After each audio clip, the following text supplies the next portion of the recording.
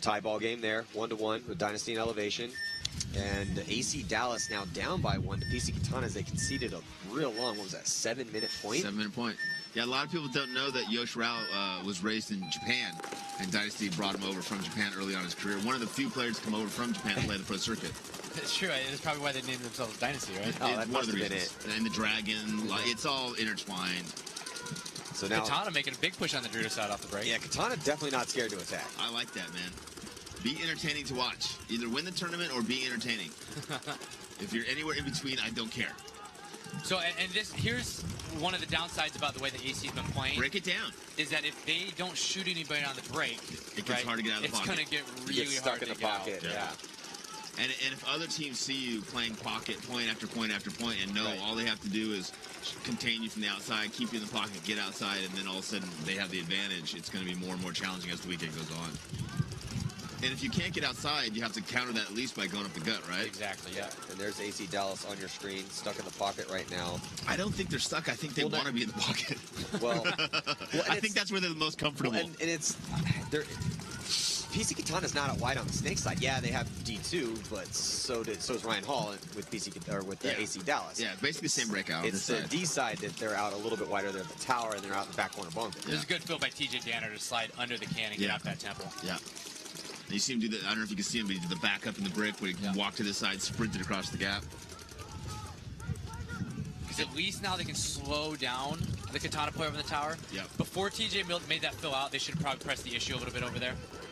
Katana loses the first player there out of the back Dorito corner. Oh, and AC Dallas loses their first player. 4-on-4 now. Both teams taking a walk. Yeah, so Zupa coming off for PC Katana and Ryan Hall coming off for AC Dallas. But AC Dallas cannot afford to have another 7-minute point here, if my math is correct. That is a good point. That is correct. Yeah, that is. Yeah. They cannot afford to have a 6-minute and 10-second point. Yeah. Yeah, I mean, they can have a 5-minute and 30-second point, but then it's going to go to only overtime. if they win that point. Right, right. So that's something they need to address. There you go.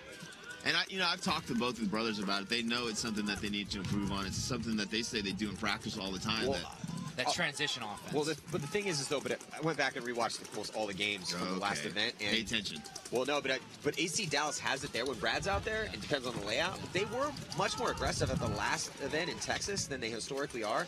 And it's one of those things that if they can add that into their bag of tricks, it just makes them a harder team to beat. And this is what we're talking about Katana, right? This is where you want to be. You want to get into their brick. You can wrap. You can play the whole outside. As Katana moves up that drill side of the field, they also lose another player. It's McGowan. Yeah, so my thing, Matty, is so Brad McCurley was playing offensively for them in Dallas. Who else was playing offensively for them?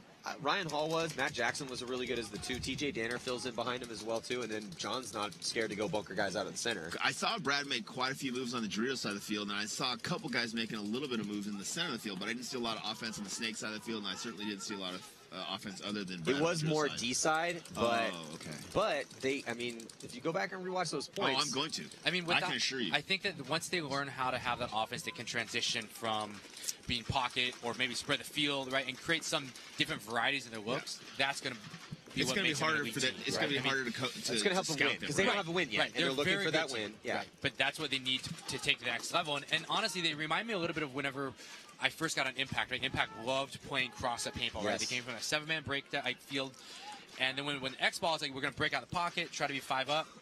But that's not always sustainable, right? Offensive zone. And so then now that they've been able to play that, and you see guys like Zach and Zane and Joshua Metz back, which is crazy, and they can play that slow, methodical game, but they can equally hit you with a hard breakout. Those are the teams that win consistently. Well, and the players they picked up were those hyper-aggressive guys, too. So, yeah. Looks PC's like down, only 2 players left alive now. So PC Katana falling into the AC Dallas trap and getting chewed up, trying to push into the guns. This is exactly what AC Dallas was hoping would happen. And what usually does happen against AC Dallas. I mean, we give them a hard time for sitting back, but they do really well doing that. They sit back, they shoot their guns, they communicate well. They hardly ever make mistakes. They don't get a lot of penalties. I mean, again, I hope it doesn't sound like we're knocking them because they're a really good team. Oh, no, we're knocking them. Well, I played my first couple seasons professionally with Bob Long, and we won a world championship. You guys did the same thing. Never winning a tournament. And then we had to go back and look at ourselves and be like, hey, man, we're really, really good at, we can get 4th through 2nd consistently by sitting back and playing the offensive zone. But if we want to start getting first places, we need to also be able to play offensively. So now trying to close things out here with TJ Danner as another body comes off with Colson getting shot in the snake. And the last player here on the snake side in the back corner bunker also good shot out. So AC Dallas is able to tie this one up after another pretty long point here. It's going to be 1-1 with under 3 minutes to go. And I think AC Dallas knows, what they need to do. I think they just kind of lean on the edge of being a little conservative instead of leaning on the edge of being a little bit too aggressive. Yeah, I mean, and as they continue to develop, I mean, it's pretty impressive to see TJ Danner, for example, and Fuzz and John Jackson, to see how good they've gotten. How far they've come. I remember when they were in VCK and I was on Heat, and we'd practice them like every weekend, right, because they're from Houston as well. Right. And, I mean, there was a time when I'm like, these kids just don't seem like quit. they have it, just right? Quit, guys. There were literally big weekends on Heat where we'd win like 60-0, right? And then now to see them in a good program and Paulie's teaching them and seeing players like TJ, for example, continue to develop where, I mean, they're pushing the up.